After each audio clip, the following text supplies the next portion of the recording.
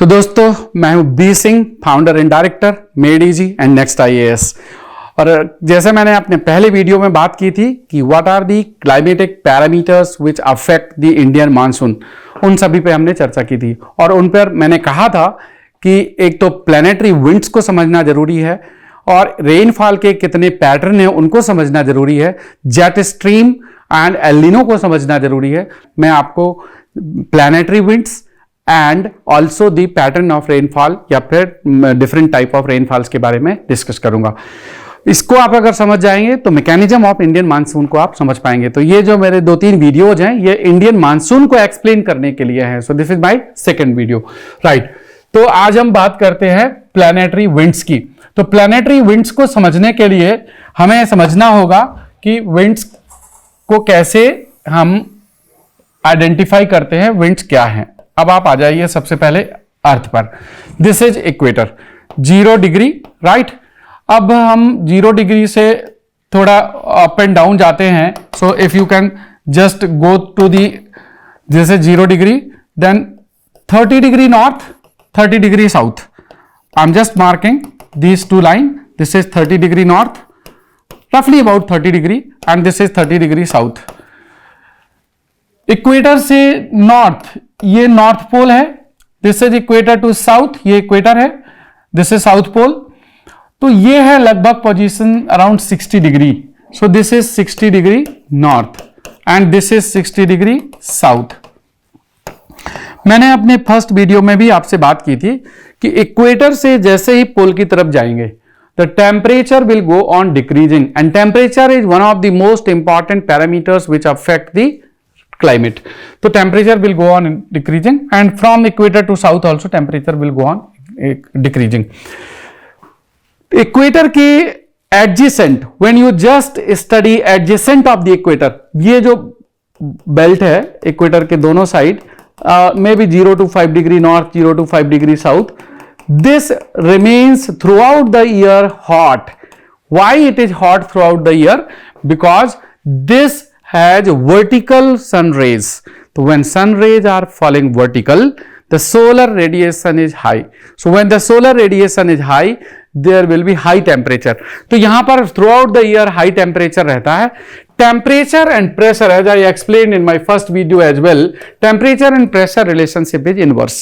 अगर temperature high है, atmospheric pressure will be less, क्योंकि high temperature causes movement of the gas molecules away from each other.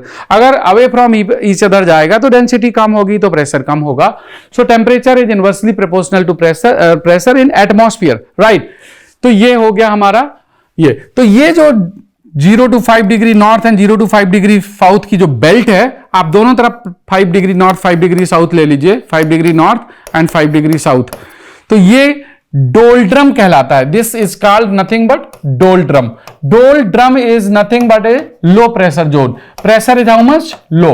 अगर temperature high है तो pressure जो है लो है, तो it is nothing but the low pressure zone. और इस लो प्रेशर जोन की वजह से winds will have tendency to move toward this low pressure. हमेशा प्रेशर लो प्रेशर की तरफ फ्लो करती है, high pressure to low pressure. तो हमेशा विंड का direction high to low pressure आता है।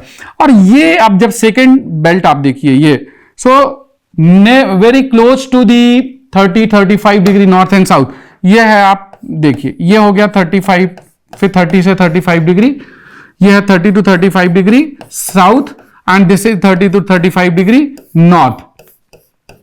ये हाई प्रेशर जोन है, ये लो है, यहां पर हाई प्रेशर जोन है। आई विल टेल यू कि why it is high pressure zone. तो यहां पर हाई प्रेशर जोन की होने की वजह से इसको आप बोल सकते हैं 30 to 35 degree north and this is 30 to 35 degree south. इसको हॉर्स लैटिट्यूड भी कहा जाता है, horse latitude, high pressure zone, horse latitude. This is also called horse latitude. Horse latitude are the high pressure zone of 30 to 35 degree north and south. अब अगर ये high pressure है, ये लो प्रेशर है, तो flow of the wind should be where to where, high to low pressure, right. High to low pressure, high to low pressure, ऐसा direction होना चाहिए था। लेकिन ये तब होता जब अर्थ रोटेट नहीं हो रही होती। लेकिन एक्चुअली आपको पता है कि earth is not stationary, earth is rotating about its axis, earth का रोटेशन हो रहा है, और rotation is from west to east. Which is west, which is east, ये ईस्ट है, ये वेस्ट है, राइट। अर्थ को आपको पता है, this is east, this is west, this is north, this is south. तो earth is rotating about its axis from west to east, इस तरह से वेस्ट टू ईस्ट की तरफ रोटेट कर रही है। अर्थ के रोटेशन की वजह से, अर्थ के रोटेशन की वजह से, right, what is happening, there is a pseudo effect, जिसको हम कहते हैं earth rotational effect. Earth rotational effect is explained by, अब मैं जरा इसको हटा रहा हूं, ये आपने समझ लिया कि ये हॉर्स लैटिट्यूड है और ये डोल्ड्रम है, this you have understood. My here focus is to explain the earth rotational effect. Ferrel's law, अगर आप थोड़ा फिजिक्स को समझते हैं या फिजिकल ज्योग्राफी को, तो फेरेल्स लॉ एक्सप्लेन्स दी earth rotational effect. Ferrel's law कहता है any moving body which has horizontal velocity component and has mass is acted upon by a pseudo force, right, which is called Coriolis force. And Farrell's law says that pseudo Coriolis force always acts at 90 degree in horizontal direction to the right hand side in northern hemisphere and to the left hand side in southern hemisphere. अगर आप Coriolis force का magnitude अगर आप physics की किसी book में उठा करके देखें या फिर फिजिकल ज्योग्राफी में, then you will find mv omega sin phi, right. यहां पर m is nothing but the mass of moving body, V is nothing but the horizontal component of the moving body, and omega is angular speed of the earth rotation, and phi is latitudinal position of the place. अब आप देखिए, equator पर तो 0 degree latitude है और पोल पर 90 degree latitude है, right. तो phi की वैल्यू नॉर्दर्न हेमिस्फीयर में 0 to 90 वेरी कर रही है, इसी तरह से सदर्न हेमिस्फीयर में 0 to 90 वेरी करेगी, because this is south, 90 degree south, right. अब 90 डिग्री नॉर्थ, अगर आप 90 डिग्री नॉर्थ को पॉजिटिव ले लेंगे तो 90 डिग्री साउथ को नेगेटिव लेंगे, राइट। जैसे कि ये नॉर्थ है, ये साउथ है, अगर हम ये लाइन लेते हैं तो ये अगर पॉजिटिव एंगल है तो इस लाइन को ये नेगेटिव एंगल ले लेंगे। अगर इसको पॉजिटिव थीटा कहते हैं तो इसको नेगेटिव थीटा कहते हैं। तो नॉर्थ पोल का पॉजिटिव 90 अगर लेते हैं तो साउथ पोल को -90 लेना पड़ेगा, राइट। तो इसका मतलब ये है कि मैग्नीट्यूड वाइज अगर 90 सेम है, m सेम है, v सेम है, तो अगर नॉर्थ पोल में +90 लेंगे तो साउथ पोल में -90। Those who are from the engineering और मैथ्स बैकग्राउंड और या फिर फिजिक्स बैकग्राउंड, दे अंडरस्टैंड कि अगर phi इज 0, अगर sin phi which is at the equator, अगर at equator the value of the phi is 0, तो Coriolis force is practically 0. At pole phi is maximum 90 and sin 90 is 1, तो maximum value of the Coriolis force is at pole. तो north and south pole पर Coriolis force की value maximum है और equator पर Coriolis force की value 0 है। और जैसे जैसे Coriolis force ऊपर जाओगे आप, जैसे जैसे इक्वेटर से पोल की तरफ जाएंगे, कोरियोलिस फोर्स का इफेक्ट बढ़ता जाएगा। तो फेरेल्स लॉ अगर आप समझते हैं तो कोरियोलिस फोर्स को समझ सकते हैं। अब आपको यहां पर एक चीज और समझनी है कि how it is going to impact the direction of the wind. देखो, मैंने बताया कि अगर ये हाई प्रेशर है, this is what, this is high pressure, this is high pressure, this is low pressure, right. अब high to low pressure wind का flow होगा, तो प्रैक्टिकली अगर विंड का डिफ्लेक्शन नहीं होता तो ये होना चाहिए था, लेकिन Coriolis effect is always available. ये एक स्यूडो इफेक्ट है अर्थ के रोटेशन का, जिसको एंगुलर मोमेंटम से एक्सप्लेन किया जा सकता है, राइट। क्योंकि हम ज्योग्राफी की बात कर रहे हैं, फिजिक्स की नहीं कर रहे हैं, तो इसलिए बहुत ज्यादा इस पर नहीं जाते हैं, बट इतना समझ लेते हैं कि अगर ये इक्वेटर है और ये नॉर्दर्न हेमिस्फीयर है और ये साउदर्न हेमिस्फीयर है, तो अगर नॉर्थ हेमिस्फीयर में कोई बॉडी ऐसे चलती है इक्वेटर की तरफ, तो इस इक्वेटर की तरफ जब चलेगी तो इसके राइट हैंड साइड ये हो गया ना, इसका दाहिना साइड ये हो गया, तो this will be the direction of Coriolis force. ये वेलोसिटी का डायरेक्शन है, तो इसका जो रिजल्टेंट डायरेक्शन ऑफ मूवमेंट होगा इस विंड का, ये हो जाएगा। इसी तरह से अगर साउदर्न हेमिस्फीयर में ये वेलोसिटी का डायरेक्शन है और इसके लेफ्ट हैंड साइड अगर कोरियोलिस फोर्स एक्ट करता है, तो रिजल्टेंट ये हो जाएगा विंड का डायरेक्शन। तो ये कोरियोलिस फोर्स है। तो मैंने बताया कि अगर फाई को पॉजिटिव लेते हैं नॉर्दर्न हेमिस्फीयर में तो राइट साइड ले लो, फाई को नेगेटिव लेते हैं तो लेफ्ट साइड ले लो। तो right hand side Coriolis force will act in northern hemisphere, left hand side Coriolis force will act in the southern hemisphere, और exactly 90 degree to the direction of motion. जैसे ये vertical direction यहां है तो इसका 90 डिग्री, ये देखो ये 90 डिग्री है, इसी तरह से ये देखो ये 90 डिग्री है, तो 90 degree of the direction of motion ये कोरियोलिस फोर्स एक्ट करता है। तो दोस्तों बताइए, अगर ये डायरेक्शन ऑफ कोरियोलिस फोर्स होगा तो ये विंड कुछ इस तरफ से चलेगी। This will be the actual direction of the flow of the wind in southern hemisphere, जो कि अपने लेफ्ट की तरफ टर्न हो जाएगी। और अगर राइट की ये तो स्यूडो दिखा रखा है, इसको मैं हटा देता हूं। This is now of no use, this is of no use because the actual direction of flow has been deflected and after deflection this is the direction. इधर क्या हो जाएगा, ये हो जाएगा, this is the deflection. Deflection बहुत ज्यादा नहीं है लेकिन है डिफ्लेक्शन, क्योंकि इक्वेटर के नजदीक कोरियोलिस फोर्स वीक है और एग्जैक्टली इक्वेटर पर तो कोरियोलिस फोर्स नेग्लिजिबल है, जीरो है। लेकिन ऊपर से डिफ्लेक्टेड विंड आ रही है तो ये लो प्रेशर की तरफ ये विंड फ्लो हो रही है। नाउ ये तो मैंने अभी आपको कोरियोलिस फोर्स बताया। अब जब हम इन विंड को डायरेक्शन के साथ साथ इनका नाम देंगे, मैंने बताया था कि ये जो लैटिट्यूडनल पोजीशन है इक्वेटर, इसको डोल्ट्रम कहा जाता है, लो प्रेशर बेल्ट है ये, और इसके दोनों साइड में ये हाई प्रेशर बेल्ट है, तो high to low pressure flow हो रहा है, ये सरफेस फ्लो है। नाउ विंड के डायरेक्शन को भी आप समझ सकते हैं। देखो विंड के डायरेक्शन को समझना जरूरी है, north, south, east and west, right, ये 4 डायरेक्शन है।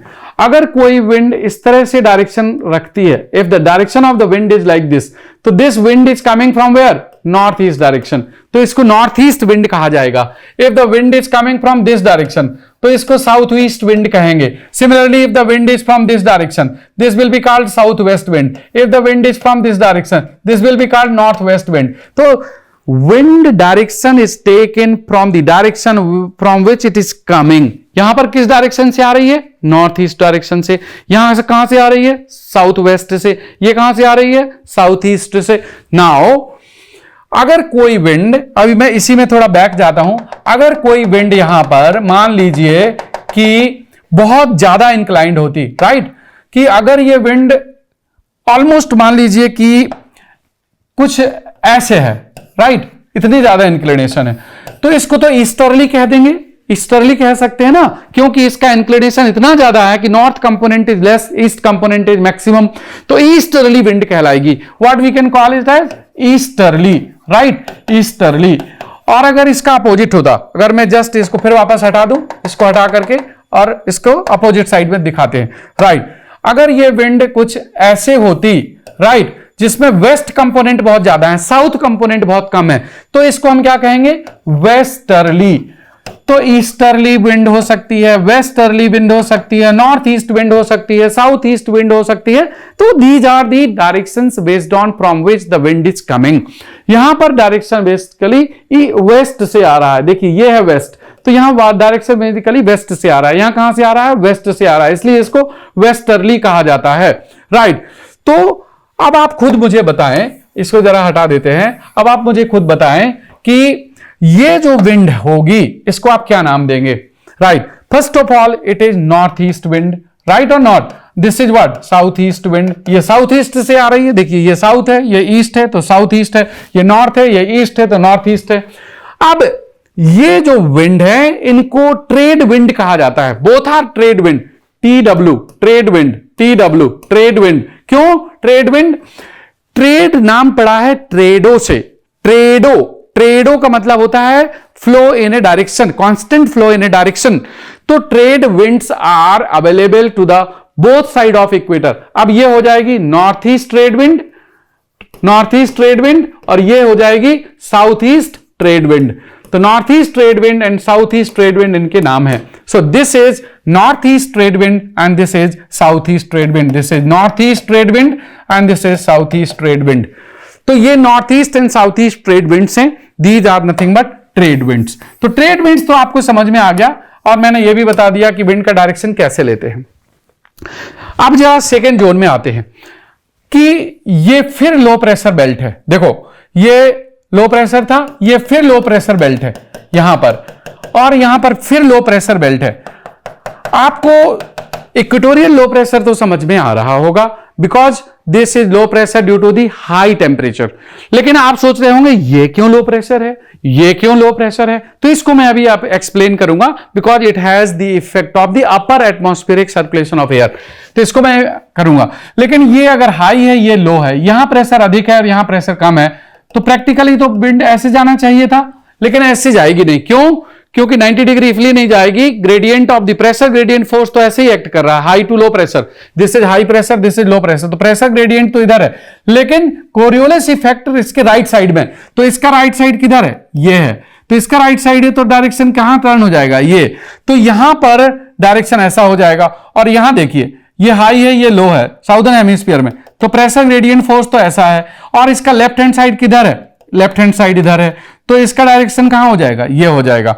अब आपको याद हो अगर कोरियोलिस फोर्स की लैटिट्यूडनल पोजीशन इज इंक्रीजिंग, मैंने बताया था Coriolis force is M we omega sine phi, तो फाई की वैल्यू बढ़ती जाती है, जैसे जैसे इक्वेटर से पोल की तरफ जाते हैं फाई की वैल्यू बढ़ती जाती है, तो फाई बढ़ने से कोरियोलिस फोर्स की वैल्यू, इसकी वैल्यू बढ़ती जाती है कोरियोलिस फोर्स की, तो कोरियोलिस फोर्स जब स्ट्रांग होता जाएगा ये डिफ्लेक्शन बढ़ा देगा, तो these winds will become more deflected more inclined then these trade winds, right.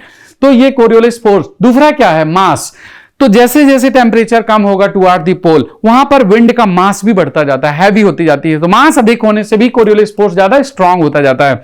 तो इक्वेटोरियल बेल्ट पर कोरियोलिस फोर्स वीक होता है, और जैसे जैसे पोल की तरफ जाते हैं कोरियोलिस फोर्स बढ़ता जाता है, और इसीलिए ये जो विंड आपने यहां पर देखी है ये ऐसी नहीं होंगी। अगर ऐसी नहीं होंगी तो what will be the direction of wind, I can show here the direction of wind here, that कि ये विंड थोड़ा इस तरह से होंगी, ये थोड़ा और इंक्लाइन होंगी। क्यों इंक्लाइन होंगी? क्योंकि यहां पर कोरियोलिस फोर्स स्ट्रॉन्गर है as compare to trade winds, these winds are more incline and these winds are called what. अब अगर आप देखो इनको, तो प्राइमरीली ये कहां से आ रही है, वेस्ट साइड से, दिस इज वेस्ट, राइट, तो ये वेस्ट से आ रही हैं, तो इनको वेस्टर्लीज कहा जाता है, इनको कहा जाता है वेस्टर्लीज, राइट, इसको भी कहा जाएगा वेस्टर्लीज। तो ये है वेस्टर्लीज, ये भी वेस्टर्लीज। अब लेकिन वेस्टर्लीज में, राइट, वेस्टर्लीज में एक चीज आपको समझना है कि इसका डायरेक्शन क्या है, कौन सी वेस्टर्लीज किस डायरेक्शन में। देखो अगर ये नॉर्थ है, ये साउथ है, ये ईस्ट है, अगर विंड आ रही है इस डायरेक्शन में तो इसको कहेंगे साउथ वेस्टर्लीज, अगर विंड आ रही है इस डायरेक्शन में तो ये नॉर्थ वेस्टर्लीज, तो ये नॉर्थ वेस्टर्लीज है, ये साउथ वेस्टर्लीज है। तो आप बताइए मुझे, ये जो नॉर्दर्न हेमिस्फीयर में है इसका डायरेक्शन किससे मैच कर रहा है, एस डब्ल्यू से, और साउदर्न हेमिस्फीयर में विंड है उसका डायरेक्शन किससे मैच कर रहा है, एन डब्ल्यू से। तो ये एन डब्ल्यू है, नॉर्थ वेस्टर्लीज हैं, ये एस डब्ल्यू है, साउथ वेस्टर्लीज हैं। तो कंफ्यूजन नहीं होना चाहिए, आप ये मत सोचना कि एस डब्ल्यू है तो ये तो नॉर्दर्न हेमिस्फीयर है, हम हेमिस्फीयर की बात नहीं कर रहे हैं, यहां पर डायरेक्शन की बात कर रहे हैं। So the direction of the wind is here S W, here the direction is an W. जैसे इसका एन ई था और इसका एस ई था, इसका है एस डब्ल्यू, इसका है एन डब्ल्यू, राइट। तो नॉर्थ वेस्टर्लीज, साउथ वेस्टर्लीज का मतलब है डायरेक्शन। तो these are the direction of the wind. तो ये मैंने आपको विंड्स का डायरेक्शन बता दिया, तो दिस इज द डायरेक्शन, तो ये है वेस्टर्लीज। अब वेस्टर्लीज में अगर आप देखो, पहली बात तो कि ट्रेड विंड से ये थोड़ा स्ट्रॉन्गर होंगी। क्यों स्ट्रॉन्गर होंगी? क्योंकि यहां पर कोरियोलिस फोर्स स्ट्रॉन्ग है तो राइट साइड में घूम जाता है, विंड थोड़ा हैवी है, हैवी का मतलब यह यहां पर फ्लो ऑफ द विंड का मास ज्यादा है। एक चीज आपको और ध्यान रखनी है यहां पर कि यहां तो लैंड मास बहुत ज्यादा है, Africa, south America, North America का कुछ पार्ट हो गया, इंडिया, एशिया का बहुत सारा पार्ट, लेकिन ये जो बेल्ट है अगर आप प्रैक्टिकली वर्ल्ड मैप में देखेंगे 30-35 डिग्री, ये कितना है 30 से 35 डिग्री साउथ, और ये कितना है 30 से 35 डिग्री नॉर्थ। तो ये जो बेल्ट है यहां से 66, ये 62 में भी 66.5 डिग्री साउथ हो गया, और ये 62 66.5 डिग्री नॉर्थ हो गया।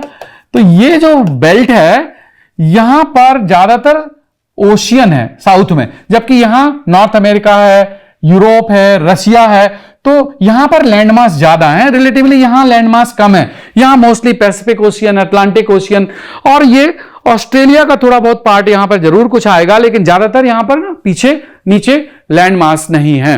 तो इसलिए ये विंड ज्यादा फास्ट है, ये विंड कम फास्ट है। ये इसलिए ज्यादा फास्ट है क्योंकि ओशियन के सरफेस में कोई ऑब्स्ट्रक्शन नहीं होता। लैंड मास जैसे यूरोप हो गया, साउथ नॉर्थ अमेरिका हो गया, एशिया का पार्ट हो गया, रशिया वगैरह हो गया, बहुत सारे पार्ट हैं जहां पर माउंटेन्स हैं, हिल्स हैं, लैंड है, बिल्डिंग्स हैं, ऑब्स्ट्रक्शंस हैं, फिजिकल बैरियर्स हैं, उनकी वजह से ये विंड थोड़ा स्लो होती है, बट ये विंड थोड़ा फास्ट होती है। तो अगर हम देखें यहां पर, तो जो 40 to 50, right, 50 to 60 and 60 to 70 degree south, ये भी साउथ, ये भी साउथ, ये south, 40 to 50 degree south and 50 to 60 degree south, 60 to 70 degree south, these winds are much faster than the winds in the north. ये south हम बात कर रहे हैं साउदर्न हेमिस्फीयर में। These westerlies of southern hemisphere are furious, faster, storming as compared to the winds of the north.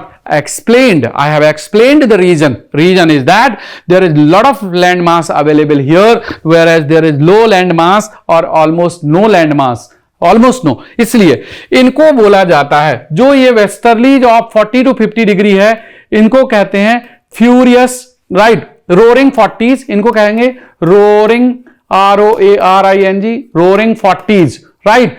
Roaring 40s का मतलब है फास्ट चलती हैं, 40s में है। ये और फास्ट हो जाती हैं, इसको कहते हैं furious 50s, FURIOUS, furious 50s, right, 50s में है इन दी साउदर्न हेमिस्फीयर। और 60 to 66.5 डिग्री में कहते हैं स्टॉर्मिंग, स्टॉर्मिंग या फिर shrieking, SHREIKING, shrieking 60s, shrieking 60s।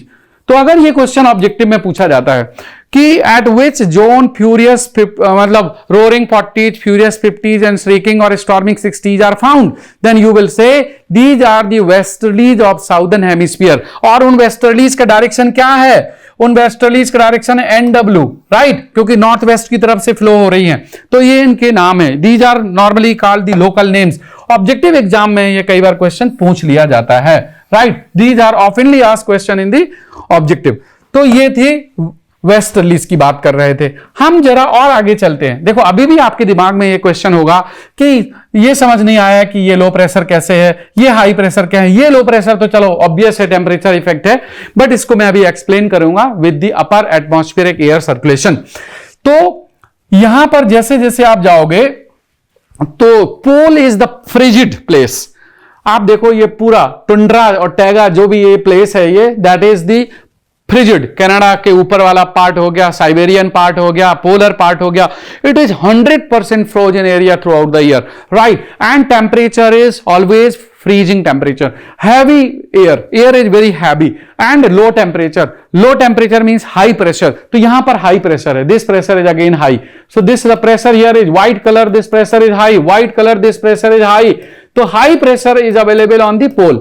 अब जब यहां pressure high है, यहां pressure low था, तो will there be flow or not from high to low pressure? You have to answer yes. So there will be flow from. अब वैसे flow इधर होना चाहिए था, लेकिन again the effect of the Coriolis force will come.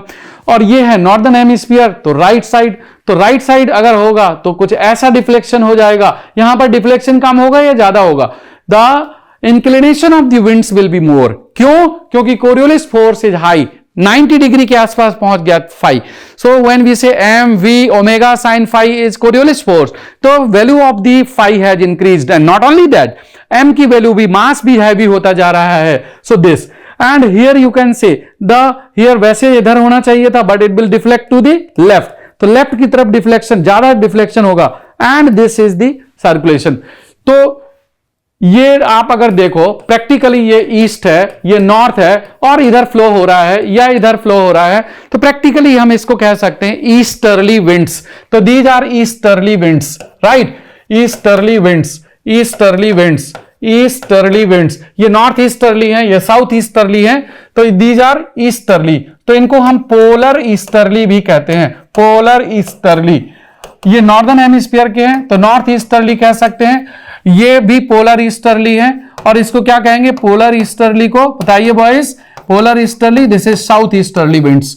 तो north easterly and south easterly winds are available at the pole. अब आप इसमें एक चीज को समझिए, जब हम इक्वेटर से पोल की तरफ जा रहे हैं, विंड का डिफ्लेक्शन या फिर चेंज ऑफ डायरेक्शन बढ़ता जा रहा है, and that is the impact of the Coriolis force. Coriolis force is a kind of the pseudo effect of the earth's rotation, which is being explained by Farrell's law. Farrell's law says that due to the rotation of earth, every body which has mass and horizontal component of velocity is acted upon by a pseudo force. That pseudo force acts at 90 degree in the right hand side direction in the north, and at 90 degree in the left hand side in the direction in the south, in the southern hemisphere. तो ये आपको ध्यान रखना। मैं आपको थोड़ा सा आपको समझा देता हूं, क्योंकि यही Coriolis force, the same Coriolis force will explain the direction of the cyclones, right, will explain the direction of cyclone, कि साइक्लोनिक सर्कुलेशन क्यों होता है और उसका डायरेक्शन एंटी क्लॉकवाइज होगा या क्लॉकवाइज होगा। तो this Coriolis effect will be responsible for that. मैं आपको यहां पर फिर से बता देता हूं, देखिए कि I'll just change this, not like this. So I just wanted to explain कि ये मान लीजिए इक्वेटर है, दिस इज इक्वेटर, राइट।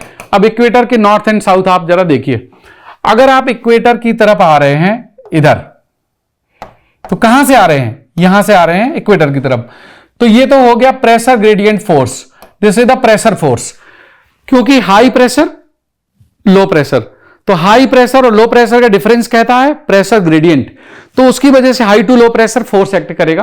तो this is the force which is pulling the air. तो एयर का जो सर्कुलेशन स्टार्ट हो रहा है, सर्कुलेटिंग या moving air is called wind. तो विंड विल स्टार्ट फ्लोइंग, और जैसे विंड में वेलोसिटी आएगी, हॉरिजॉन्टल वेलोसिटी आया v, तो M we omega sine phi, तो तुरंत यहां पर क्या एक्टिव हो जाएगा? Coriolis force. तो this is the direction of Coriolis force.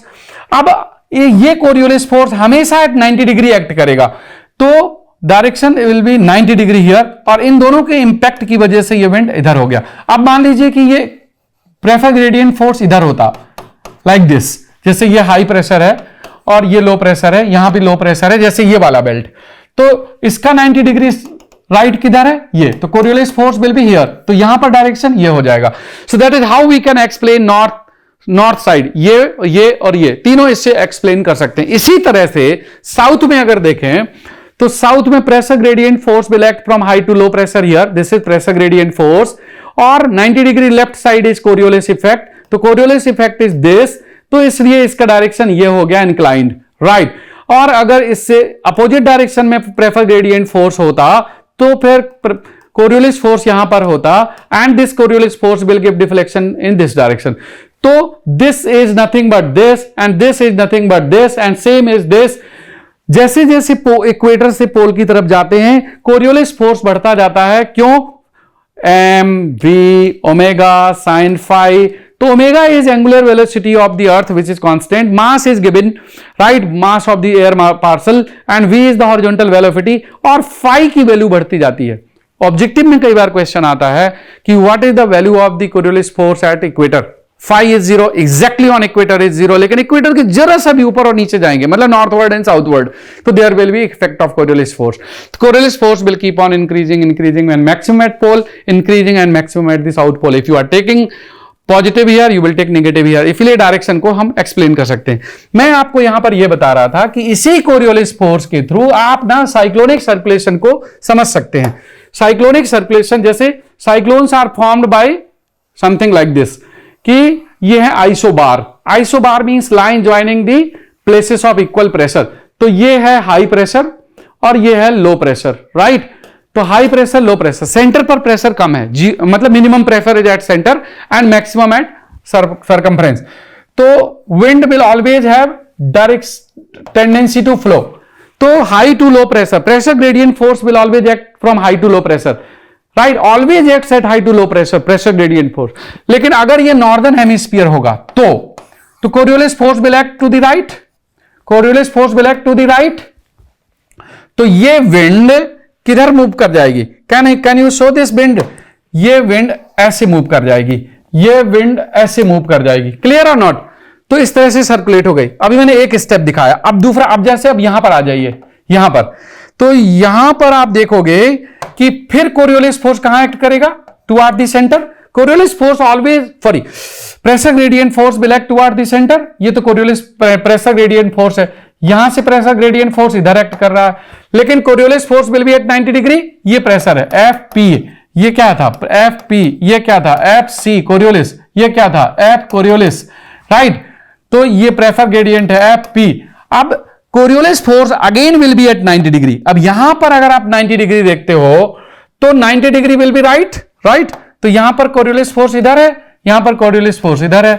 तो अर्थ इसमें अगर आप ऑब्जर्व करोगे तो विंड जो इधर है तो ये ऐसे चलेगी, ये विंड कैसे चलेगी? ऐसे चलेगी। ये विंड कैसे चलेगी? ऐसे चलेगी, ऐसे चलेगी, ऐसे चलेगी, ऐसे चलेगी, और इस तरह का साइक्लोनिक सर्कुलेशन फॉर्म हो जाएगा।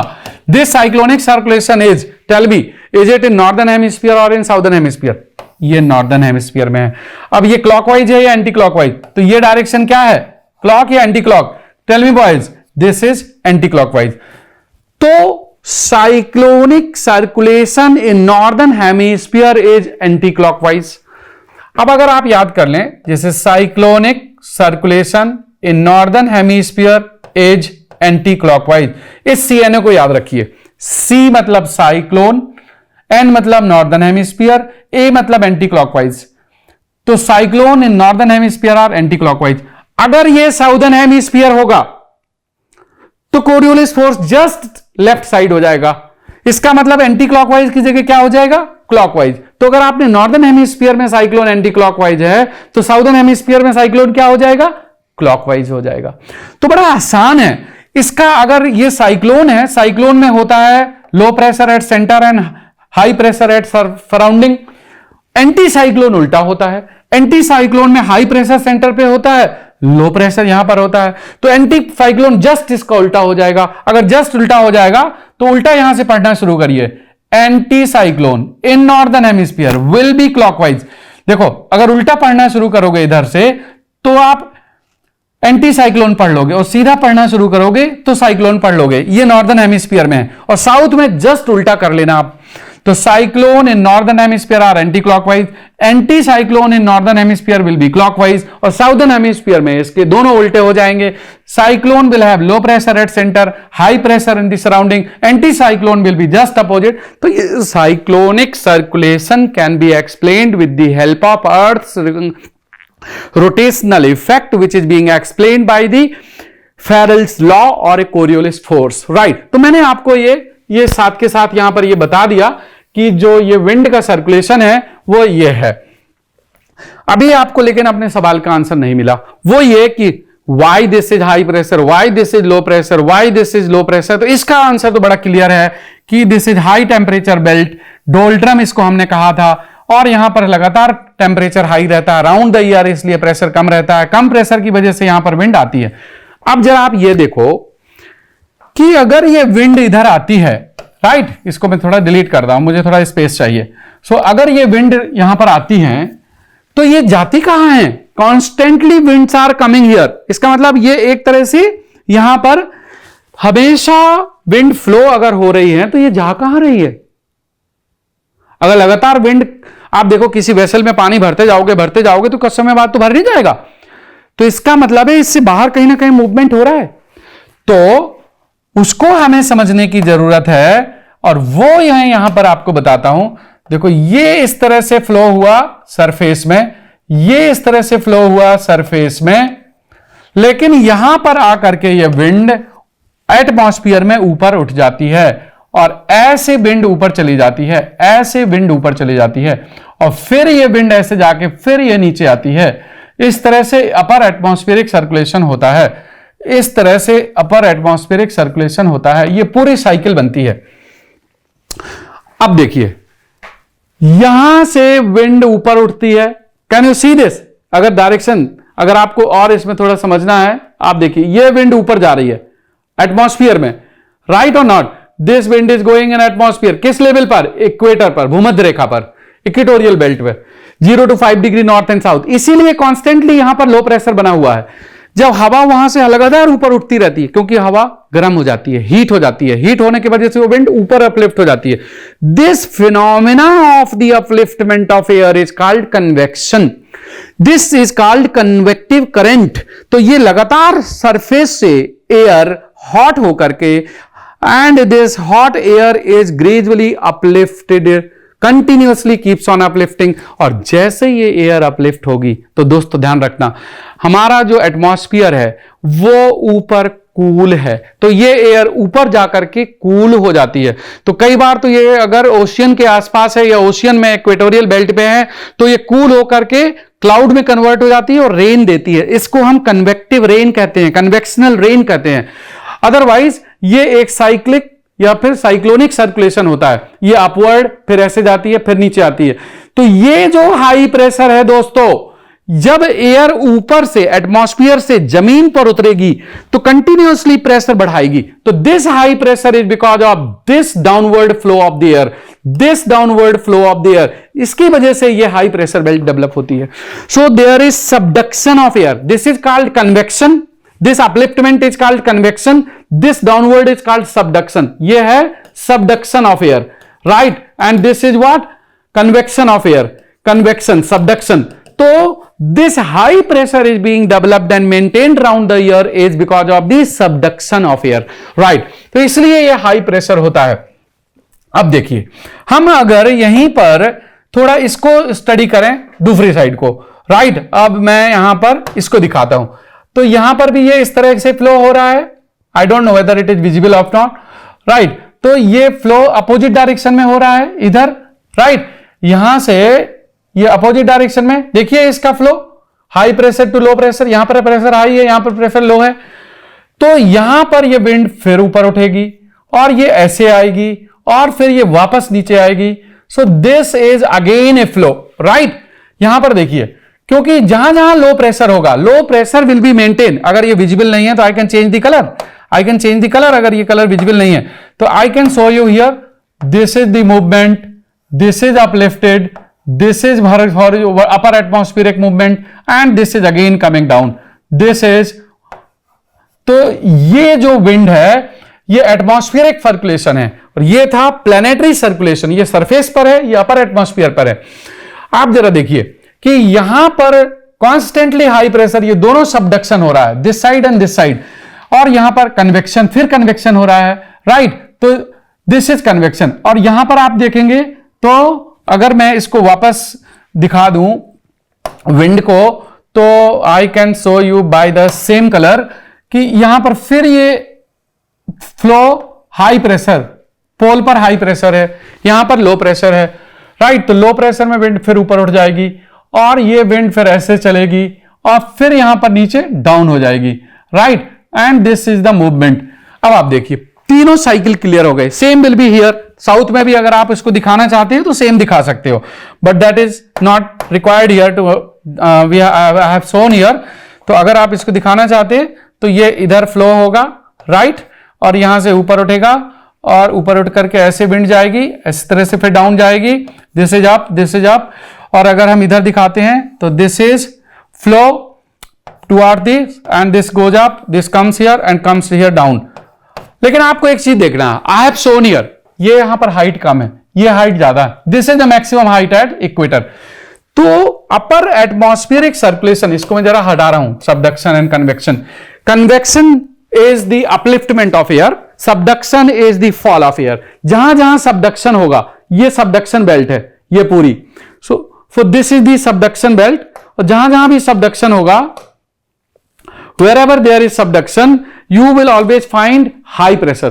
तो ये आप जो देख रहे हो हाई प्रेशर को जरा देखो, आप ना इसको ऑब्जर्व कर सकते हैं कि दिस इज हाई प्रेशर, ये पूरा हाई प्रेशर है, ये belt, this is high pressure. क्यों हाई प्रेशर है? ये subduction, this subduction, right? This is high pressure, right? And here is again high pressure, here is again high pressure। पोल पर भी हवा नीचे आ रही है, यहां भी नीचे आ रही है हाई प्रेशर, और जहां भी अपलिफ्ट हो रही है, right? Wherever there is upliftment, कहां कहां पर अपलिफ्टमेंट हो रहा है? एक आपको मैंने बताया कि this belt is upliftment, this is also upliftment. तो ये बेल्ट जो है दोनों कन्वेक्टिव बेल्ट है, तो ये एयर सर्कुलेशन। अब जरा आप इसको देखिए, राइट, आप यहां जरा ये देखिए, ये जो मैंने बाउंड्री खींची है, आप कुछ ऐसा मान के चलिए कि एयर सर्कुलेशन इसके अंदर हो रहा है, ये पूरा ट्रोपोस्फियर के अंदर है, right. Air circulation does not move beyond this zone, this is within the troposphere. इन दोनों को एक ही है, मतलब basically one is north part, other is south. इन दोनों को कहा जाता है Hadley cell, Hadley cell, right. इसको कहा जाता है फेरल सेल, FERRAL।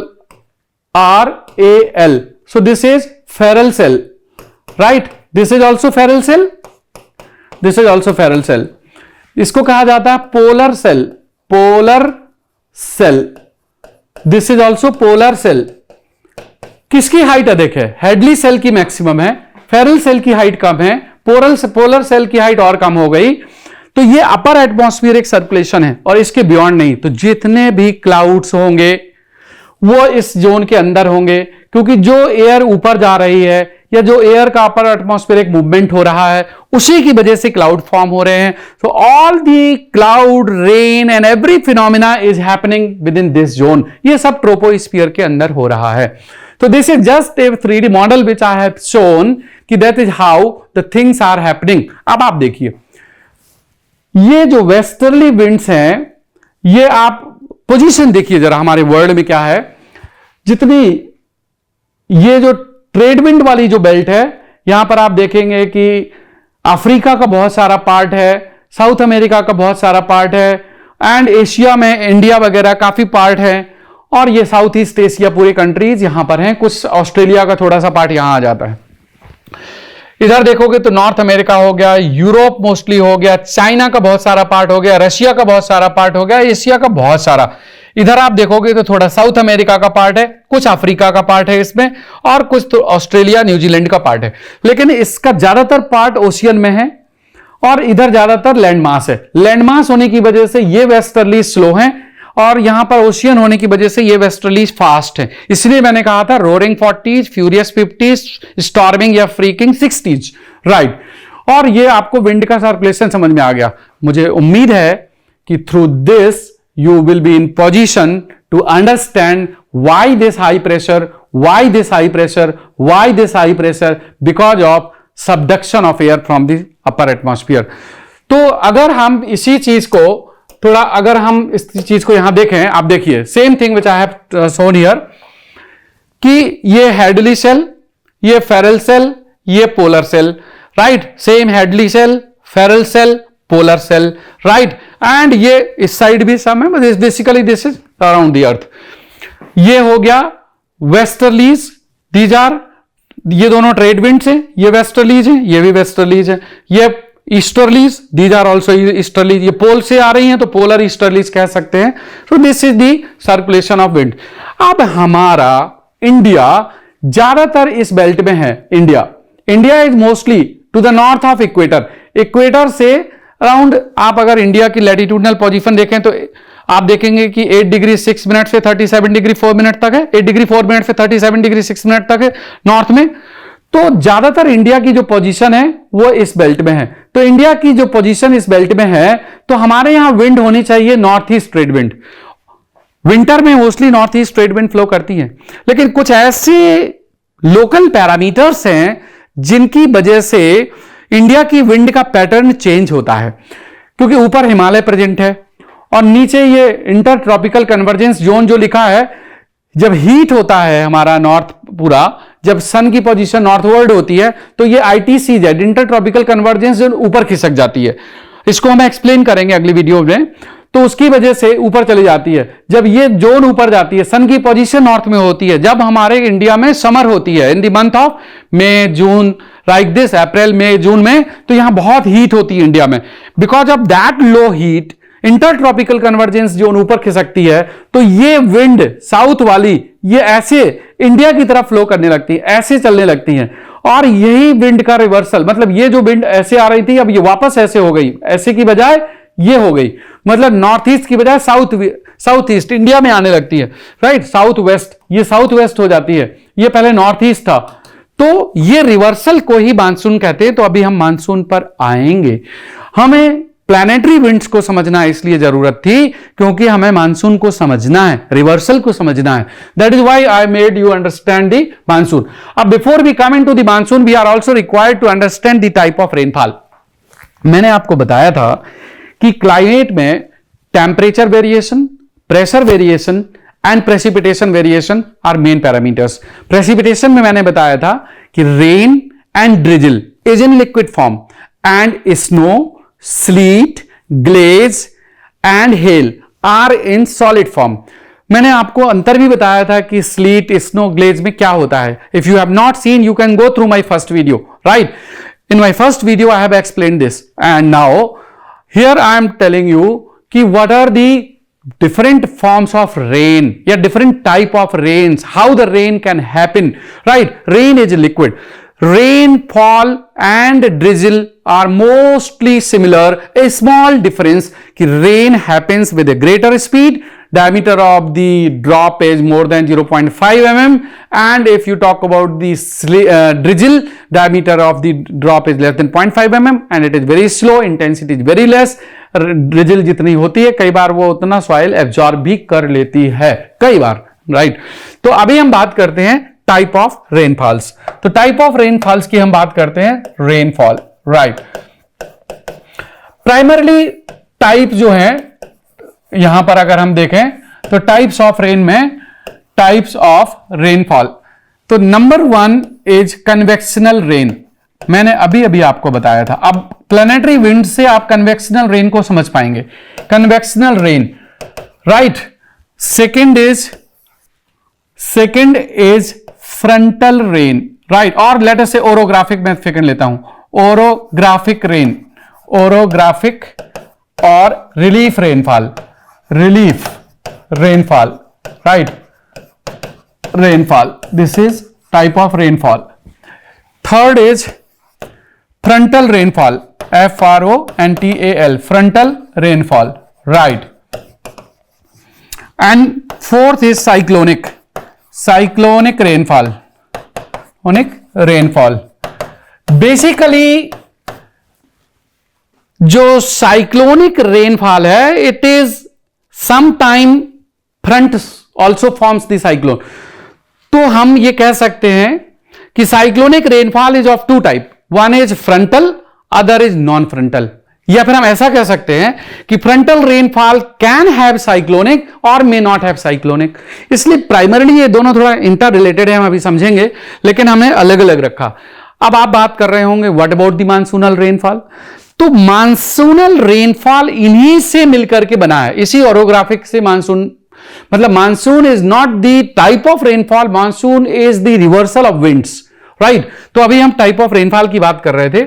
अब देखो कन्वेक्शनल, कन्वेक्शनल मैंने आपको बताया था। अब मैं आपको यहां पर एक एग्जाम्पल, इन चारों को एक एक करके मैं आपको यहां पर एक्सप्लेन करता हूं। Can I remove this? I hope so, right. कि ये 4 तरह की रेन है। अब मैं कन्वेक्शनल रेन आपको बताता हूं, right. Convectional rain I want to show you here. तो इसको जो समझिए जरा, देखिए this is the convectional rain diagram. This is land. The sun always heats the land and sun heats the ground. और जैसे ही ground heat होगा क्या होगा? Air will become warm, right? Air will become warm. इसका थोड़ा colour change कर लीजिए।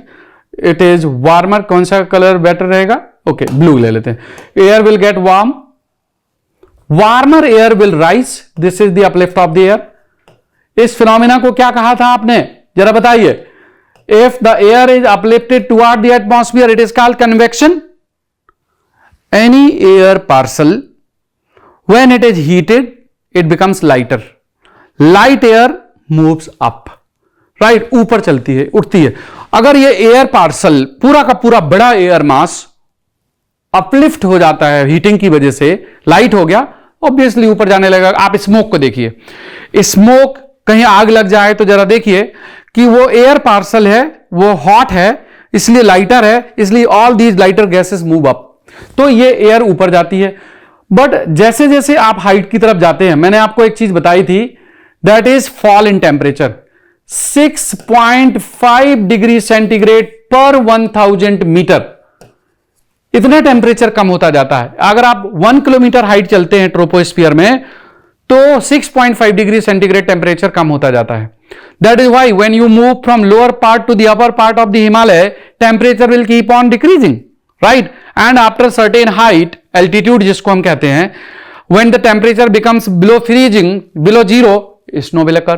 तो इसी तरह से ट्रोपोस्फियर में, तो अगर ये हॉट मॉइस्ट एयर होती, अगर ये हॉट एंड साथ में अगर इसमें मॉइस्चर भी हो, कब होगा moisture? If it is heated in the ocean, या फिर ओशियन के आसपास सराउंडिंग, राइट, तो जहां पर वाटर बॉडीज है, ओशियन है, सराउंडिंग है, अगर वो एयर हीट होती है which will carry the moisture, तो ऊपर जाकर के ये कूल होगी, तो एयर कूल्स एंड कंडेंसेस, तो ये क्लाउड बनेगा, और ये क्लाउड बनने के बाद ये कंडेंस होगा and this will start raining.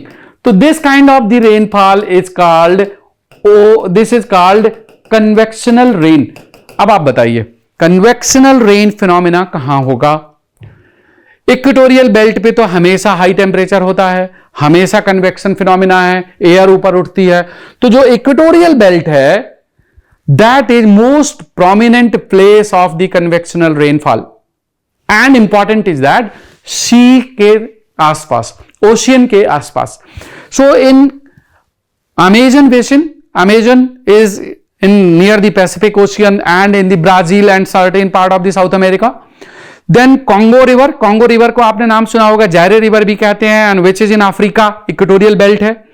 फिर हमारा पूरा south east Asia, right, south east Asia आप देख लीजिए, मलेशिया के नीचे इंडोनेशिया का part, Papua New Guinea and so many places, all these places receive heavy convectional rainfall, क्योंकि trade winds are coming and these trade winds are uplifting. This phenomena of upliftment is called convection. So this convectional rainfall occurs in equatorial belt. अब आप देखिए जरा, night में temperature कम होता है तो night में कन्वेक्शन फिनोमिना कम होगा, लेकिन अर्ली मॉर्निंग भी कम होगा। लेकिन जैसे ही सन का टेम्परेचर बढ़ेगा 10 डिग्री, सन का टेम्परेचर थोड़ा बढ़ेगा, मतलब कि time moves up 10 o'clock onward, 11 o'clock, 12 o'clock, तो जैसे जैसे गर्मी बढ़ती जाएगी एयर उतनी ज्यादा हीट होकर के ऊपर जाएगी, और ये अपलिफ्ट होने में भी समय लगता है। It doesn't happen immediately in 1 hour और half an hour, it takes 2 to 3 hour, 4 hour. तो this convectional rainfall often happens in late afternoon. Late afternoon means around 4 o'clock, 5 o'clock, 3 o'clock, something like that. तो इसको afternoon rain कहा जाता है. और जितनी heat हुई एयर उतनी ऊपर जाएगी, there will be lot of thundering, lot of lightning, और क्योंकि ये ऊपर जाएगी कंडेंस होगा और rain happens, and heavy rain होती है, टॉरेंशियल रेन होती है, लगातार पानी, मतलब लगातार मतलब 2-2.5 घंटे, 1.5 घंटे, आधा घंटे, 1 घंटे पानी बरसता है. तो equatorial belt receives around the year, most of the time rainfall होती रहती है, and this rain is called convectional rain, right. और ये आफ्टरनून में होती है, इसको कई बार आफ्टरनून रेनफॉल कहा जाता है. ये लगातार नहीं होती कि चलो 6 घंटे, 10 घंटे, 20 घंटे, 5-15 घंटे होती रहेगी. नाइट में नहीं होगी, लेट आफ्टरनून में होगी, 1 घंटे, 1.5 घंटे, आधा घंटे, 2 घंटे, समथिंग लाइक दैट, राइट. तो ये है कन्वेक्शनल रेनफॉल. तो ये मैंने आपको कन्वेक्शनल रेनफॉल का बताया. I just will defeat the changes which I have made here. And now I will take the second type. मैंने क्या बताया था? कन्वेक्शनल रेनफॉल के बाद बताया था सेकंड नंबर पर ओरोग्राफिक रेनफॉल. तो second I will tell you about the orographic rainfall. तो इसको जरा हम हटाते हैं. अब मैं ओरोग्राफिक का आपको डायग्राम दिखाता हूं, राइट. अब इसको कोने में ले जा करके इधर रख देते हैं. And now let me take the orographic rainfall. Orographic is something like this. आप इसको जरा समझिए. देखिए यहां पर ये सी है. Can you understand this? ये सी है, दिस इज सी. अगर winds are coming from the sea like this, तो मॉइस्ट विंड्स होंगी. These are moist and hot if these winds are coming from the equatorial side or sea side. अगर ये land mountain है या फिर this is a highland, then this provides barrier to these winds. So these winds are forced to move up. These winds are forced to move up. This upward movement results in cooling. So what is the basic parameter which is forcing the movement of the wind upward? That is nothing but this barrier of the mountain. ये है barrier. So this is barrier. So this mountain or highland causes upliftment of the air, और जैसे air ऊपर पहुंचती है, so what is happening here? After the air is lifted up, यहां पर ये क्लाउड बन गया. So this is cloud and condensation. तो rain start happening, right?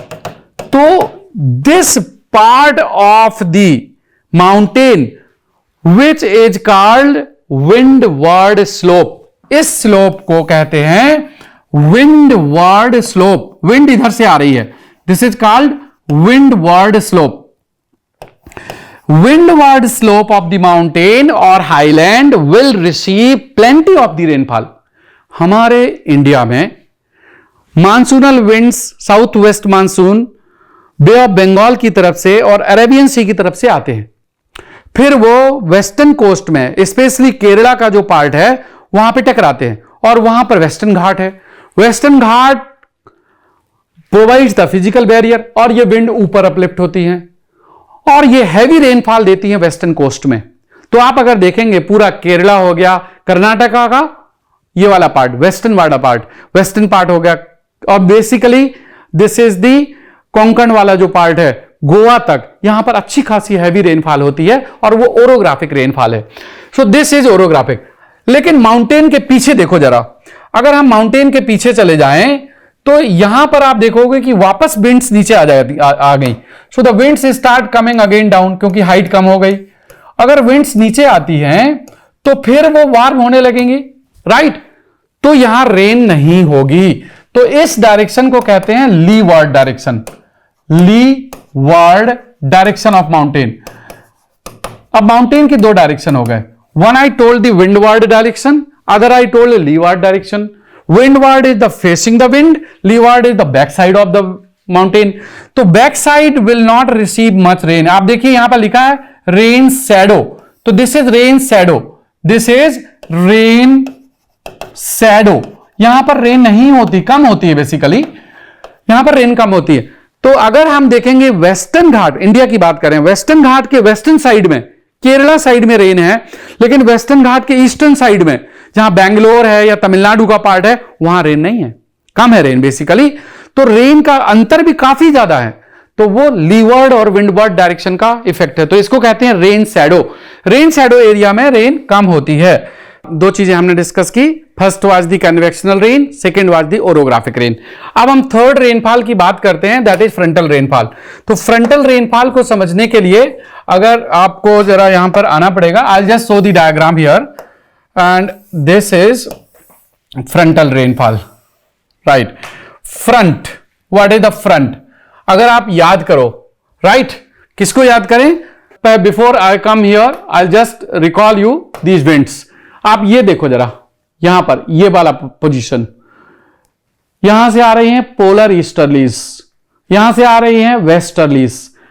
These polar easterlies are heavy winds. क्यों? टेम्परेचर कम है. कम टेम्परेचर होगा, विंड हैवी होगी. ज्यादा टेम्परेचर होगा, विंड लाइट होगी. These winds are hot relatively as compare to this. Hot हैं तो लाइट है, ये हैवी है. And these heavy winds are coming from polar side. ये थोड़ा ड्राई है. क्यों? क्योंकि ओशियन की बजाय यहां पर स्नो है, तो स्नो के ऊपर से विंड आ रही है, तो इसमें मॉइस्चर कम है. और ये विंड आ रही है ओशियन के ऊपर से, सो इनमें मॉइस्चर ज्यादा है. और ये लाइट है, तो ये हॉट है, ये कोल्ड है. When hot and cold winds are coming, यहां पर ये सिचुएशन नहीं है. Both side temperature is similar, so the winds are of almost same temperature. ये मिक्स हो जाकर के ऊपर चली जाती हैं. These winds are relatively of different temperature.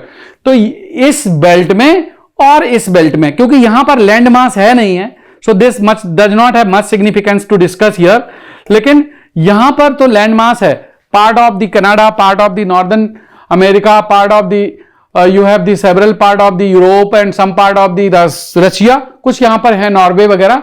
तो यहां पर हमें फ्रंटल रेनफॉल मिलेगी क्योंकि winds are coming from opposite direction having the different temperature and different mass। तो जो हैवी विंड होगी वो नीचे रह जाएगी, जो लाइट विंड होगी वो ऊपर उड़ जाएगी, और ये दोनों अपोजिट डायरेक्शन में इस तरह से फ्लो करती हैं। तो ये जो interface which will be created that is called front. तो मैं जो अभी बात कर रहा था कि I will discuss with the front, तो आप इसको आ जाइए।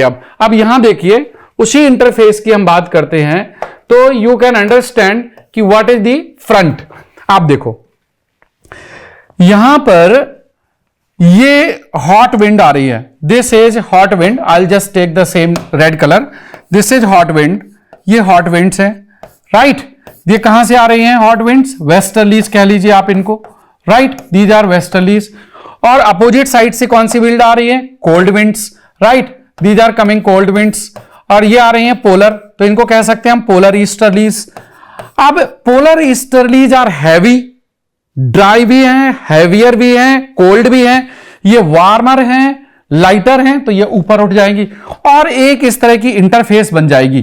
This interface which you can see here is nothing but, ये जो इंटरफेस है, ये इंटरफेस दिखा रखा है, ये dotted dotted dotted, this is front, this is called front, right. ये जो फ्रंट है, दिस इज, अगर ये पोर्शन देखेंगे तो ये वार्म है, सो this is warm front, right, this is warm front. तो ये winds, warm air, lighter air, coming westerlies winds having the moisture, these winds move up and that is how these winds form the clouds। तो ऊपर उठने के बाद these winds form the clouds। तो ये देखो, ये clouds बन गए, ये clouds बन गए, and these clouds start giving rain when there is a sufficient cooling। In westerlies there is lot of formation of the faster air and they give, क्योंकि कोरियोलिस इफेक्ट इज ऑल्सो यहां पर थोड़ा fast है, अधिक है, M we omega sine five, Coriolis force is मतलब stronger, तो winds become circulatory.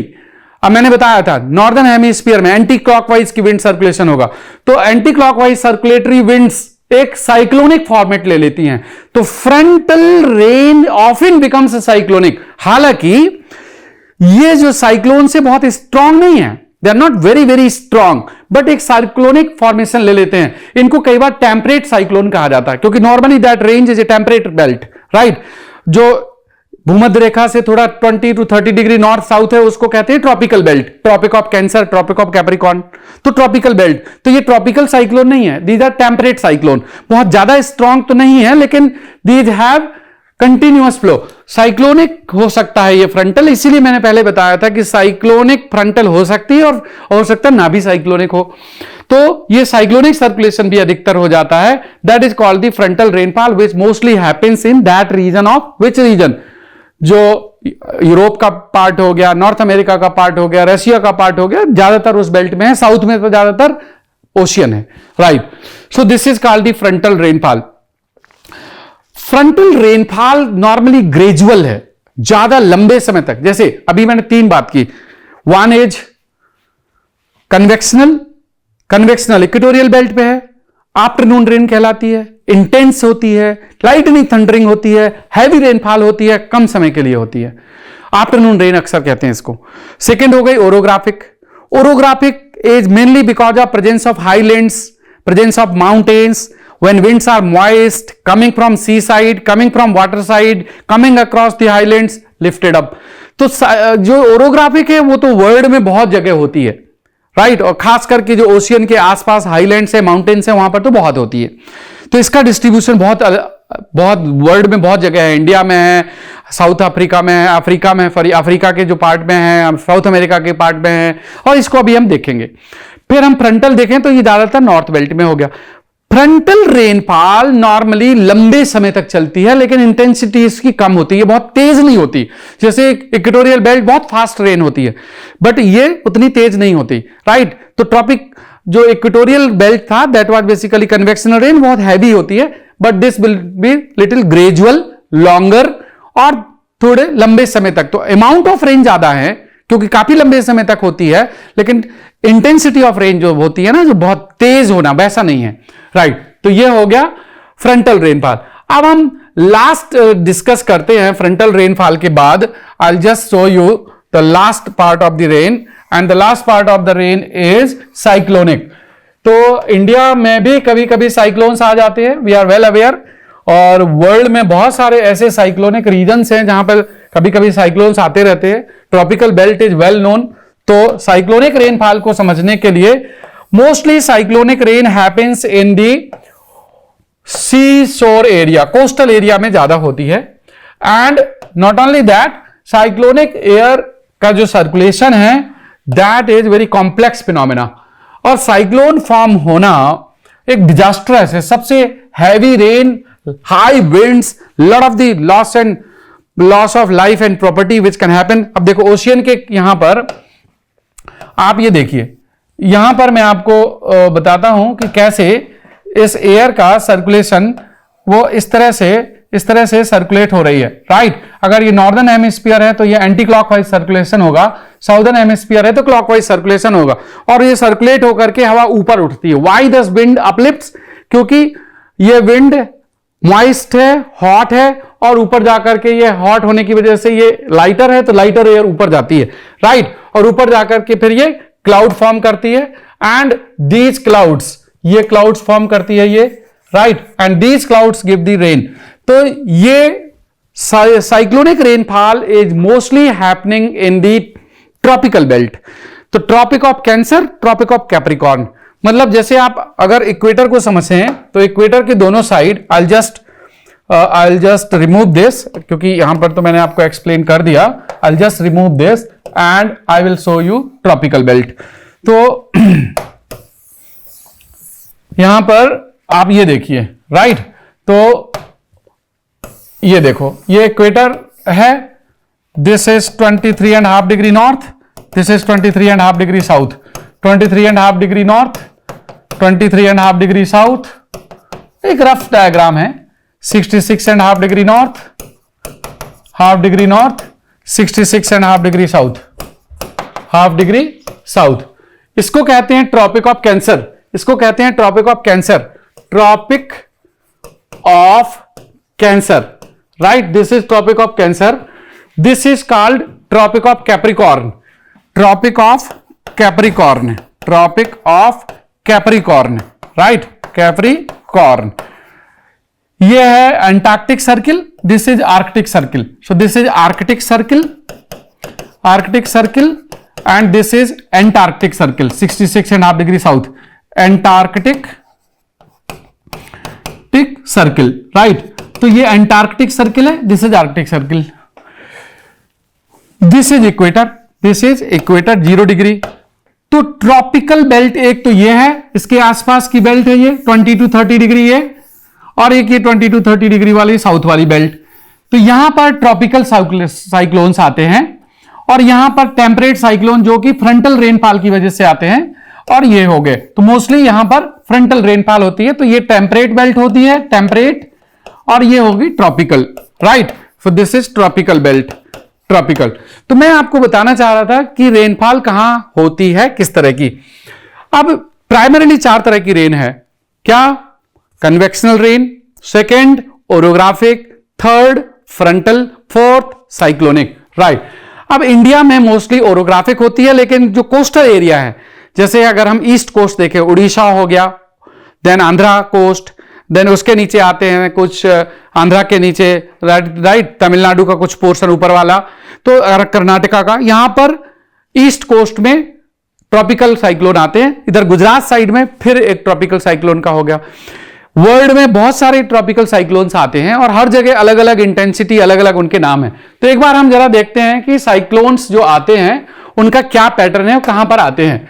तो आई कैन शो यू कि what are the type of the rains और साइक्लोन्स नॉर्मली कहां कहां आते हैं, किस तरह। तो सबसे पहले हम बात करते हैं कन्वेक्शनल रेन। कन्वेक्शनल रेन के रीजन्स क्या हैं वर्ल्ड में, राइट। कन्वेक्शनल रेन के रीजन्स क्या हैं वर्ल्ड में, और उसी से आपको आइडिया लग जाएगा कि इंडिया में कन्वेक्शनल रेन होनी चाहिए या नहीं, राइट। क्योंकि अगर वर्ल्ड के रीजन्स आपको समझ में आ गए तो आप इंडिया के समझ सकते हो। तो यहां पर इंडिया वर्ल्ड के कन्वेक्शनल रेन एरियाज दिखा रखे हैं, आप जरा देखिए यहां पर, राइट। मैं आपको यहां पर थोड़ा सा हाईलाइट करके दिखाता हूं। आप देखिए जरा, ये पहला रीजन है कन्वेक्शनल रेन, ये नंबर 1 ले लो, ये नंबर 2 ले लो, राइट, और ये नंबर 3 ले लो। ये लगभग इक्वेटोरियल पोजीशन है, ये भूमध्य रेखा की पोजीशन है, राइट, दिस इज इक्वेटर। तो इक्वेटोरियल बेल्ट पर ये साउथ अमेरिका है, this is North America, this is Africa, this is completely Asia, ये ऑस्ट्रेलिया है, right. I have not shown here Antarctica, that has no much relevance for this purpose. तो यहां पर अगर हम देखें तो दिस इज द रिवर, अगर आपने अमेजन रिवर का नाम सुना हो, right, the very dense forest of Amazon, तो this is Amazon river basin. तो this is this belt, it's mainly Brazil and the other area of certain part of Argentina, Brazil का part है mainly, right. और ये है central Africa which is Zaire river और Congo river, और ये पूरा है Indonesia and the certain part of the right Papua New Guinea and this portion. तो this is that belt, east Asia, right. तो दिस इज इक्वेटोरियल रेनफॉल। ये कौन सी equatorial belt है? इक्वेटोरियल रेनफॉल कौन सी है? Convectional, afternoon rain, heavy rainfall, right, torrential मतलब lightning, thundering and that. तो this is the feature. अब हम सेकेंड देखते हैं यहां पर, सेकेंड, अब इसको मैं क्लोज करता हूं, I will show you the second one, and second will be the word में दूसरे रेनफॉल रीजन्स और कौन कौन से हैं उनको देखते हैं। तो इसको थोड़ा डिलीट करते हैं and I can show you here the frontal rainfall, right. देखो ओरोग्राफिक को पहले दिखा देता हूं। ओरोग्राफिक वैसे तो देखा जाए तो ओरोग्राफिक बहुत जगह है, ये मानसूनल टाइप की रेनफॉल है जहां पे मानसून ज्यादा होता है। देखो इक्वेटर से थोड़ा ऊपर नीचे, इसमें इंडिया पूरा आ गया, राइट, इंडिया आ गया, कुछ ऑस्ट्रेलिया का पार्ट है, या इधर पूरा आप देख रहे हैं ये ब्राजील का बहुत सारा पार्ट, कुछ अर्जेंटीना का, कुछ ये मैक्सिको हो गया, या नॉर्दर्न पार्ट ऑफ अफ्रीका हो गया, एशिया का बहुत सारा, कुछ ये इंडिया के एडजेसेंट जो कंट्रीज हैं, south east Asian countries, Japan हो गया, यहां पर बहुत सारे में ओरोग्राफिक रेन होती है। और this is basically the rain which is also called the monsoonal type of the category. तो यहां पर रिवर्सल ऑफ विंड्स का बहुत ज्यादा इंपैक्ट है, this is basically that category. ये basically this is the reversal of winds, monsoonal category. जो monsoonal category है वो बेसिकली ज्यादातर ओरोग्राफिक रेन देती है, क्योंकि विंड का डायरेक्शन चेंज होता है, wind strike to the land mass and they produce the rainfall. तो this is the second category. अब हम थर्ड बात करते हैं, मैंने बताया था फ्रंटल रेन। तो frontal rain I told you कि नॉर्मली ये फ्रंटल रेन की जब हम बात करते हैं तो that frontal rain is mostly in the Europe part, mostly in the 60 to 70 degree north and south की जो बेल्ट है टुवर्ड दी नॉर्थ में ज्यादातर, क्योंकि साउथ में तो मोस्टली ओशियन है। तो ये देखो आप, अब यहां पर अगर आप ऑब्जर्व करोगे तो what you will find here कि दिस इज लेट अस से द पोजीशन ऑफ इक्वेटर, लगभग ये पोजीशन है इक्वेटर की, right, something like this, this is equator, right.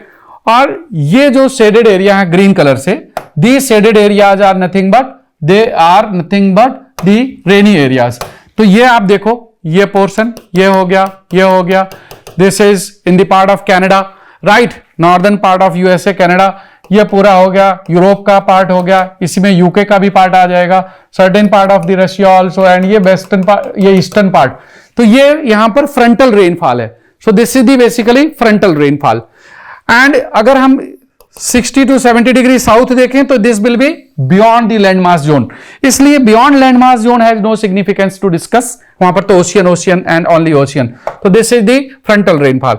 अब हम फ्रंटल रेनफॉल के बाद हम बात करते हैं कि नंबर 4 इज साइक्लोनिक रेन। तो साइक्लोनिक रेन की अगर हम बात करते हैं then I will take the cyclonic rain here to explain the things. और साइक्लोन के बड़े अलग अलग नाम है। When you see different regions of the world have the different kind of the cyclones and there are different names. So we can see here cyclonic rain and I can just show you here the cyclonic rainfall areas. आप जरा यहां पर ध्यान दीजिए। This is Africa, right? This is central part is Africa. This is Africa. This is equator. ये equator दिखा रखा है, right? This is equator. तो equator के नॉर्थ और साउथ दोनों साइड, तो मैंने बताया था ना 20 to 30 डिग्री नॉर्थ, तो एक तो ये वाला पोर्शन हो गया, ये एक ये पोर्शन हो गया पूरा, और इसी तरह साउथ में हो गया ये पोर्शन। तो ये साइक्लोनिक एरिया है, ये है ट्रॉपिकल साइक्लोन्स, ये ट्रॉपिकल है। फ्रंटल साइक्लोन्स मतलब टेम्परेट साइक्लोन इसके ऊपर है, right, which we have already shown कि मोस्टली फ्रंटल की वजह से होता है। तो ये साइक्लोन्स यहां फॉर्म होते हैं ओशियन में, फिर इनका मूवमेंट होता है इस तरह से, इसी तरह ये यहां फॉर्म होते हैं। और ये क्योंकि ट्रेड विंड वाला जोन है, trade wind, do you understand, trade wind का फ्लो ऐसा होता है, ट्रेड विंड का फ्लो ऐसा होता है, इसलिए ज्यादातर साइक्लोन्स ईस्ट साइड से आ रहे हैं। क्यों? क्योंकि यहां तो या तो फिर south east direction of flow है या north east direction of flow है। तो mostly eastern part of the continents have the cyclones, right. इसीलिए इंडिया में भी ईस्ट में ज्यादा साइक्लोन आते हैं, गुजरात साइड में कम आते हैं, केरला साइड में कम आते हैं, लेकिन आंध्रा साइड, उड़ीसा साइड में ज्यादा साइक्लोन आते हैं क्योंकि उधर से ज्यादा फ्लो होता है ईस्टर्न, तो साइक्लोनिक फ्लो इधर से ज्यादा होता है। अब इन साइक्लोन्स के, दीज आर ट्रॉपिकल साइक्लोन्स, इन साइक्लोन्स के अलग अलग नाम है। I can show you here the names, you can see just कि what are these cyclones called. देखो ये मैक्सिको है, राइट, गल्फ ऑफ मैक्सिको है, ये गल्फ ऑफ मैक्सिको में इनको हरिकेन्स कहा जाता है। These cyclones are called hurricanes, equator से नॉर्थ की तरफ हरिकेन्स। तो hurricanes hit the Mexico and the North America. North America में जो फ्लोरिडा वाला पार्ट है नीचे, यहां हैवी साइक्लोन्स आते हैं, हरिकेन्स कहते हैं, ट्रॉपिकल साइक्लोन है। फिर यहां पर देखिए जापान के पास और चाइना के पास और ये जो ईस्ट एशिया का जो ऊपर वाला पार्ट है, तो यहां टाइफून कहलाते हैं, जापान में इनका नाम है टाइफून्स। ये ऑस्ट्रेलिया है, तो नॉर्थ वेस्ट ऑस्ट्रेलिया में, यहां पर नॉर्थ वेस्ट ऑस्ट्रेलिया में इनको विली विली कहा जाता है, WILLY, WILLY, विली विली कहा जाता है। इंडिया में इनको साइक्लोन के नाम से ही जाना जाता है। अफ्रीका का जो ये मैदागास्कर वाला पार्ट है, और बेसिकली ये इंडिया हो गया, ताइवान हो गया, ये बांग्लादेश का पार्ट है, इंडिया का पार्ट है, एडजेसेंट पार्ट है, और जितना भी ये साउथ ईस्ट एशियन कंट्रीज है, यहां पर इनको साइक्लोन ही कहा जाता है। तो these are tropical cyclone, typhoon, willy willy, hurricanes, ये इनके अलग अलग नाम है। इसी को अगर आप और एक और मैप में अगर आप देखना चाहते हो तो I can show you in a different, in one more map also, cyclones, the same thing which is in a different way, right. आप देखिए ट्रॉपिकल साइक्लोन्स, ये देखो ये इंडिया है, दिस इज बेसिकली इंडिया। तो इंडिया में cyclones आ रहे हैं, मोस्टली इधर से आ रहे हैं, राइट। कुछ विंड का जब डायरेक्शन रिवर्सल होता है तो इधर से भी आ सकते हैं। ये देखो ट्रॉपिकल साइक्लोन्स साउथ वाले हैं, ये नॉर्थ वाले हैं, ये ट्रॉपिकल नॉर्थ, हरिकेन्स अमेरिका में, ये टाइफून्स जापान में एंड इन दिस एरिया, और ये triple willy willies in the north west Australia. So these are the cyclonic circulations across the world. Cyclones जब भी आते हैं, आप लोगों ने कई बार सुना है, देखा है, टेलीविजन पे देखा है, न्यूज में देखा है कि how strong cyclones are, they affect the life and property, they cause lot of basically loss to the life and property, and that loss to the life and property can be very endangered. I can show you कि देखिए cyclonic rainfall जब आती है तो आप देखोगे कि winds are flowing with a speed of maybe 150 kilometre per hour, और कई कई ट्रॉपिकल साइक्लोन तो जैसे हरिकेन्स वगैरह है, टॉर्नेडो जिसको कहते हैं अमेरिका में, they will have the speed of more than 200 kilometre per hour, also 250, but India में जो आते हैं 150, 160 kilometre per hour, there are very strong winds and having lot of rain, and this continues for certain period, have lot of the uprooting of the trees and lot of the destruction to the electricity poles and the buildings, and so this is definitely a something which can harm and definitely is a concern, right।